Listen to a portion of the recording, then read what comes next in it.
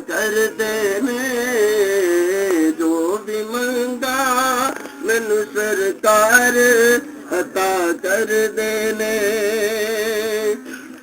ਹਰ ਇੱਜ਼ਤਾਂ ਦਾ ਸਦਾ ਉਹਨਾਂ ਦੇ ਗਲ ਵਿੱਚ ਰਹਿਣਾ ਹਰ ਇੱਜ਼ਤਾਂ ਦਾ ਸਦਾ ਉਹਨਾਂ ਦੇ ਗਲ ਵਿੱਚ ਰਹਿਣਾ ਉਹਨਾਂ ਖੁਸ਼ਬਖਤਾਂ ਦਾ ਨਾਮ ਮਰ ਕੇ ਵੀ ਜ਼ਿੰਦਾ ਰਹਿਣਾ ਜਿਹੜੇ ਆਕਾ ਦੀ ਸਨਾ ਕਰਦੇ ਨੇ ਜੋ ਵੀ ਮੰਗਾ ਮੈਨੂੰ ਸਰਕਾਰ ਅਤਾ ਕਰਦੇ ਨੇ ਜੋ ਵੀ ਮੰਗਾ ਮੈਨੂੰ ਸਰਕਾਰ ਅਤਾ ਕਰਦੇ ਨੇ ਆਪਣੇ ਮੰਗਤੇ ਨਾਲ ਪਿਆਰਾ ਤਾ ਬੜਾ ਕਰਦੇ ਨੇ ਜੋ ਵੀ ਮੰਗਾ ਮੈਨੂੰ ਸਰਕਾਰ ਅਤਾ ਕਰਦੇ ਨੇ ਜੋ ਵੀ ਮੰਗਾ ਮੈਨੂੰ ਸਰਕਾਰ। ਬਿਸਮਿल्लाहिर्रहमानिर्रहीम अस्सलाम वालेकुम नाज़रीन, ਤੁਹਾਡੇ ਸਾਹਮਣੇ ਇਹ ਜਿਹੜੀ ਇੱਕ ਵੀਡੀਓ ਪੇਸ਼ ਕੀਤੀ ਜਾ ਰਹੀ ਹੈ ਇਹ ਜ਼ਾਲਮ ਤਿਲਾ ਪੱਟੀ ਦੀ ਵੀਡੀਓ ਦਾ ਪਾਰਟ 2 ਸ਼ੁਰੂ ਕੀਤਾ ਇੱਥੋਂ। ਸਭ ਤੋਂ ਪਹਿਲੇ ਇਹ ਜਿਹੜੀ ਬੂਟੀ ਤੁਹਾਨੂੰ ਮੈਂ ਦਿਖਾ ਰਿਹਾ ਇੱਕ ਲਟੋਰੀ ਬੂਟੀ ਹੈ ਔਰ ਇਸ ਦਾ ਪਾਣੀ ਕੱਢ ਕੇ ਅਸੀਂ ਸਾਰੇ ਨੁਕਸੇ ਦੇ ਵਿੱਚ ਸ਼ਾਮਲ ਕਰਾਂਗੇ ਔਰ ਇਸ ਦੇ ਪਾਣੀ ਦੀ ਬਹੁਤ ਹੀ ਜ਼ਿਆਦਾ ਤੇ ਬੜੀ ਵਧੀਆ ਜਿਹੜੀ ਉਹਦੀ ਤਸੀਰ ਹੈ ਕਿ ਜਿਹੜੀ ਉਹ ਜਿਲਦ ਵਾਸਤੇ ਬਹੁਤ ਹੀ ਅਲੱਗ ਕਿਸਮ ਦੀ ਹੈ।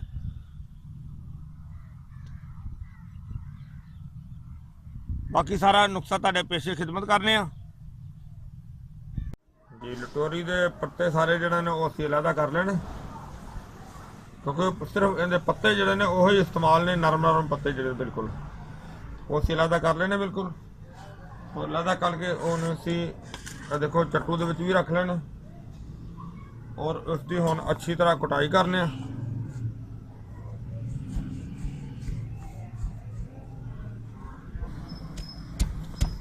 ਹਾਂਜੀ, ਕਾਫੀ ਜ਼ਿਆਦਾ ਜਿਹੜੇ ਪੱਤੇ ਨੇ ਜੇ ਉਹ ਅਸੀਂ ਇਹਦੇ ਵਿੱਚ ਰੱਖੇ ਨੇ ਔਰ ਉਹਦੀ ਕੁਟਾਈ ਕਰ ਰਹੇ ਹਾਂ ਔਰ ਅਜੇ ਪਾਣੀ ਨਿਕਲਣਾ ਸ਼ੁਰੂ ਨਹੀਂ ਹੋਇਆ ਲਿਹਾਜ਼ਾ ਅਜੇ ਕਾਫੀ ਦੇਰ ਸਾਨੂੰ ਲੱਗ ਜਾਣੀ ਇਹਨੂੰ ਕੁੱਟਦੇ ਹੋਣਾ,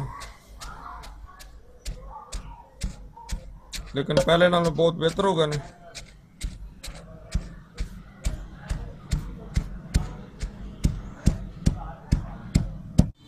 हाँ जी, काफ़ी ज़्यादा जरा ना असी इनू कुटिया बहुत ज़्यादा कटाई की इहदी ते इहदे चों हुण पानी कढ़ने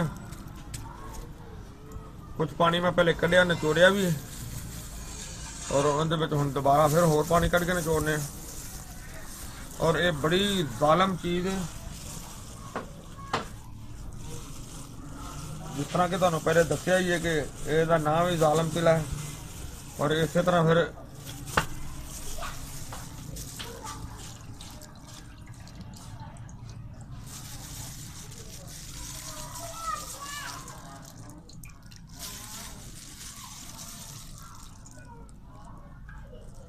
पानी काफ़ी निकला है।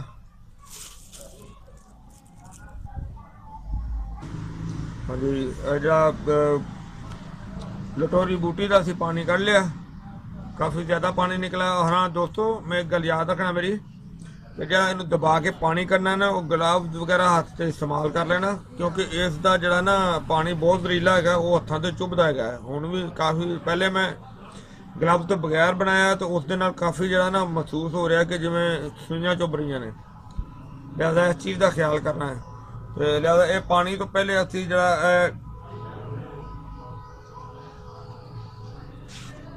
मगज पा ले कहना थोड़ा जहा बरीक पाउडर करने पहले इनू ताकि उस दे विच अच्छी तरह फिर मिक्स हो जाए। हाँ जी, इनू काफ़ी बरीक कर दिता पहले ना बहुत बेहतर हो गया। ज़्यादा इहदी हुण मजीद जिहड़ी ना वो रगड़ाई इस लटोरी बूटी के पानी के नाल ही निकलनी है। फिलहाल इहदे थोड़ा पानी रखने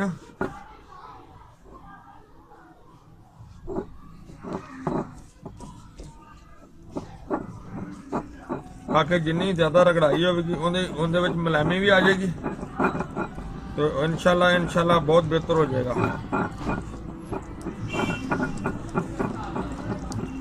हाँ जी, जिन्नी हम रगड़ाई करनी, बस रगड़ाई का टाइम लगना, तो जो पानी कढ़िया वो भी सारा पानी उसके अंदर खुश्क करांगे।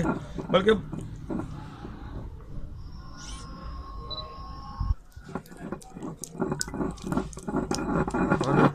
काफ़ी देर हो गई सानू इनू रगड़दिया नू, पहले नाल बहुत बेहतर हो गया।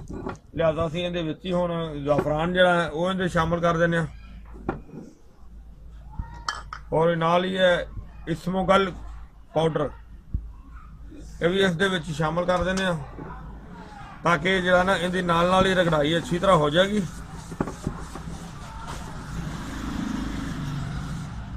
और इस दे अंदर लटोरी का पानी होर पा देना थोड़ा जा, क्योंकि पानी का थोड़ा थोड़ा पाते जाना है तो इनू रगड़ते जाना है।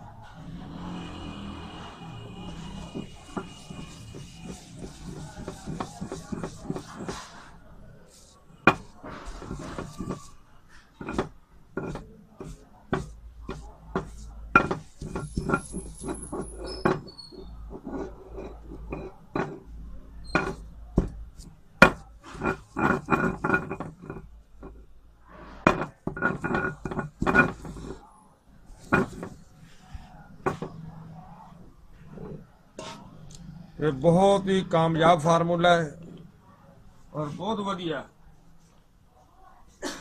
यह मैं पहले भी बनाया सी, यह हुण न्यू फार्मूला है। यह ज़ालम पट्टी जिहड़ा तिला बनेगा ना, ये न्यू फार्मूला है, यानी कि पहले नालों भी जिहड़े कि पहले फार्मूले दे विच ज़ाफरान शामिल नहीं सी कीता और उस दे अंदर होर आइटम इस्तेमाल कीती सी, और उहदे नालों भी इंशाल्लाह कामयाब होएगा और उहदे नालों भी बहुत ही अच्छा रिजल्ट होएगा।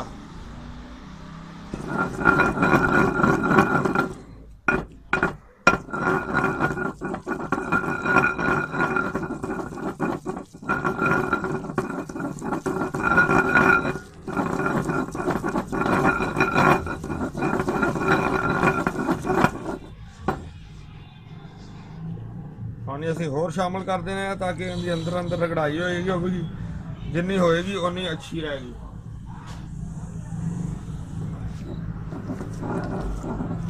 बहुत ही बेहतरीन फार्मूला बनेगा इंशाल्लाह, क्योंकि जो असीं पहले बना के इस्तेमाल किया है, जो पिछले साल बनाया सी माशाल्लाह कि उनके नाल बहुत ज़्यादा जिहड़े कि दोस्त जिहड़े ने वो ठीक होए ने, तो बहुत ज़्यादा दोस्तों ने उसकी तारीफ की है।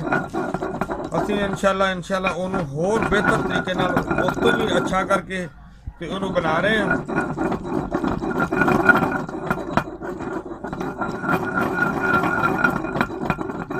क्योंकि होने की मजीद रगड़ाई तो काफ़ी ज़्यादा टाइम लगना है।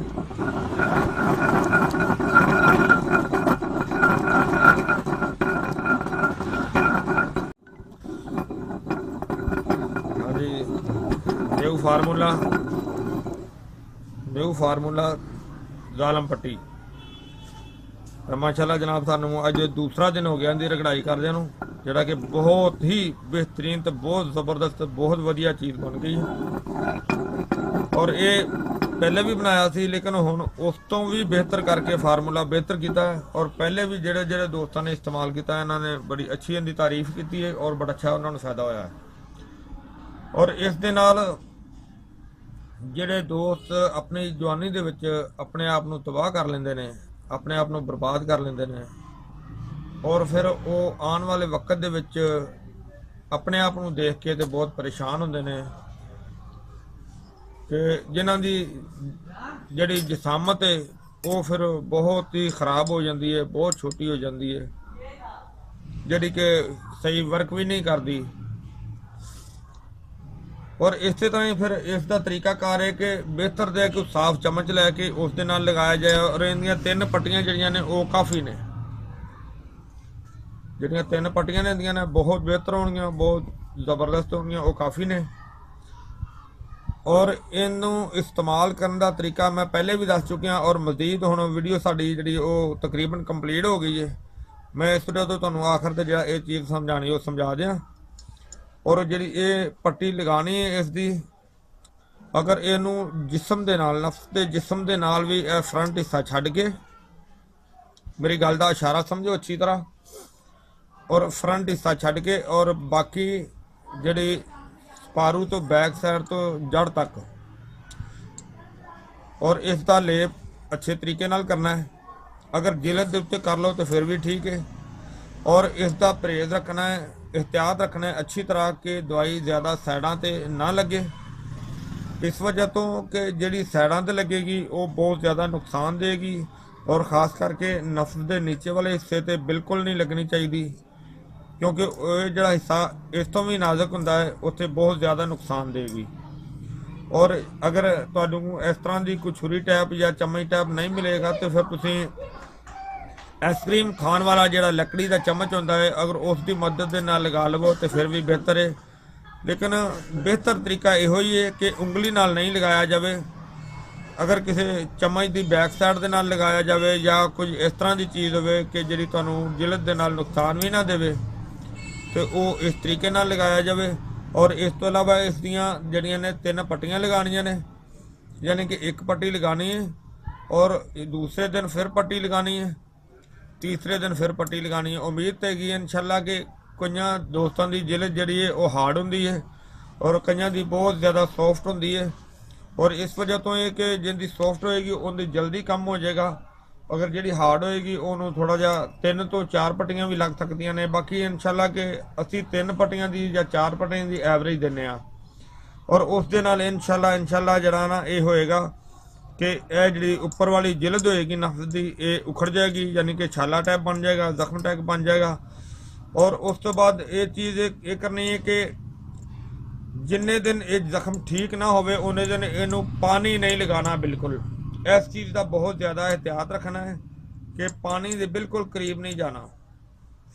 जदों जख्म ठीक हो जान और जदों जख्म हो जान फिर उस दे उत्ते तुसी देसी घी भी लगा सकते जी, और मक्खन भी लगाया जा सकता है, लेकिन घी सब तो बेस्ट है।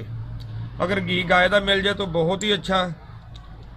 अगर घी तो इलावा घी अवेलेबल नहीं मौजूद नहीं होंदा तो तुसी इसके उत्ते वैसलीन भी लगा सकते जे, ताकि वैसलीन नाल जिहड़ी जिल्द जिहड़ी वो नरम हो जाए तो तुहानूं तकलीफ जिहड़ी ना वो कम हो जाए।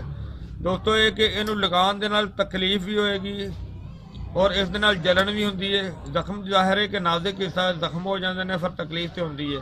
बाकी इंशाल्लाह कि ये जी नफस नूं रिपेयर करने वास्ते बहुत ही वधिया ते बड़ी ही ज़बरदस्त बड़ी आला किस्म की चीज़ है।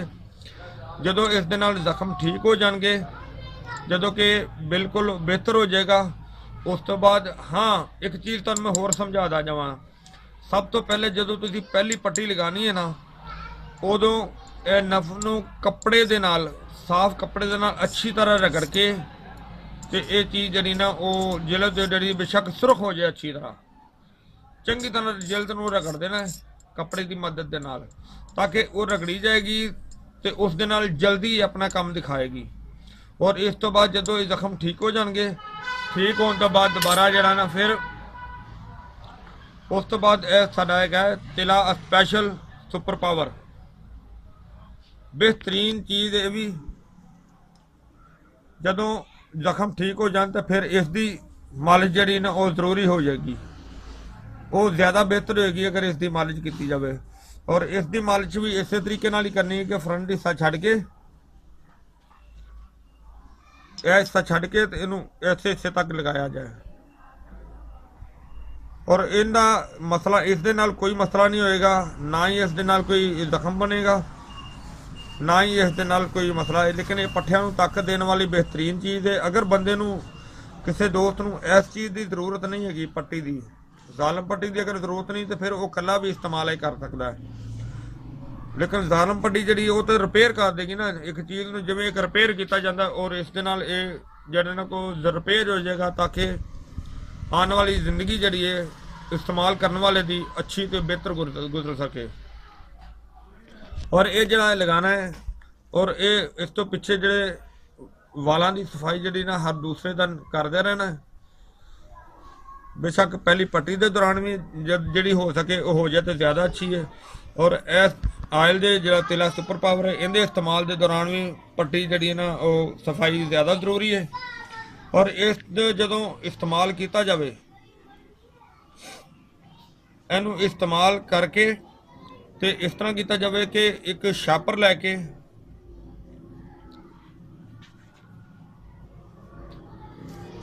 ਉਹ ਛਾਪਰ ਜਿਹੜਾ ਨਾ ਜਦੋਂ ਆਇਲ ਲਗਾ ਲਿਆ ਜਾਵੇ, ਉਦੋਂ ਇਹ ਛਾਪਰ ਲੈ ਕੇ ਤੇ ਇਹ ਜਿਹੜਾ ਨਫਸ ਦਾ ਹਿੱਸਾ ਹੋਏਗਾ ਉਹਨੂੰ ਇਸ ਤਰ੍ਹਾਂ ਛਾਪਰ ਦੇ ਵਿੱਚ ਕਰ ਲਿੱਤਾ ਜਾਵੇ, ਔਰ ਜਿਹੜਾ ਨੀਚੇ ਵਾਲੇ ਕਪੂਰਿਆਂ ਦਾ ਹਿੱਸਾ ਹੋਵੇਗਾ ਉਹ ਵੀ ਇਸ ਦੇ ਅੰਦਰ ਕਰ ਲਿੱਤਾ ਜਾਵੇ।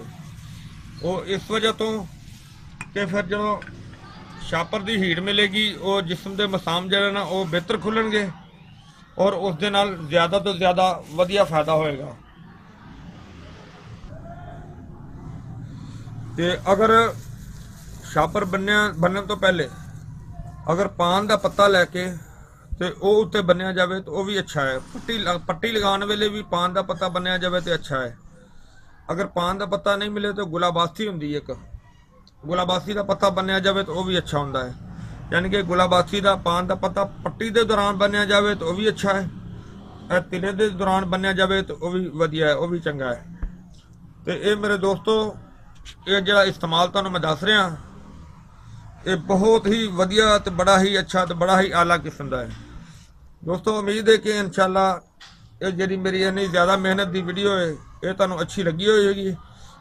ਇਹਨੂੰ ਲਾਈਕ ਕਰਿਓ, ਸ਼ੇਅਰ ਕਰਿਓ ਔਰ ਸਬਸਕ੍ਰਾਈਬ ਕਰਨਾ ਬਿਲਕੁਲ ਨਹੀਂ ਭੁੱਲਣਾ, ਔਰ ਸ਼ੇਅਰ ਕਰਨਾ ਇਹਦੇ ਵਿੱਚ ਬਹੁਤ ਜ਼ਿਆਦਾ ਹੀ ਸਦਕਾ ਜਾਰੀਆ ਹੈ, ਤਾਂ ਕਿ ਕਿਸੇ ਵੀ ਦੁਖੀ ਦੋਸਤ ਦਾ ਮਸਲਾ ਹੱਲ ਹੋ ਜਾਏ ਤੇ ਅੱਲਾਹ ਤਾਲਾ ਵੀ ਖੁਸ਼ ਹੋਣਗੇ, ਤਾਂ ਕਿ ਉਹ ਜਿਹੜਾ ਬੰਦਾ ਠੀਕ ਹੋਏਗਾ ਉਹ ਵੀ ਤੁਹਾਨੂੰ ਵੀ ਦੁਆਵਾਂ ਦੇਗਾ ਔਰ ਮੈਨੂੰ ਵੀ ਇਨਸ਼ਾਅੱਲਾ ਦੁਆਵਾਂ ਦੀ ਯਾਦ ਰੱਖੇਗਾ।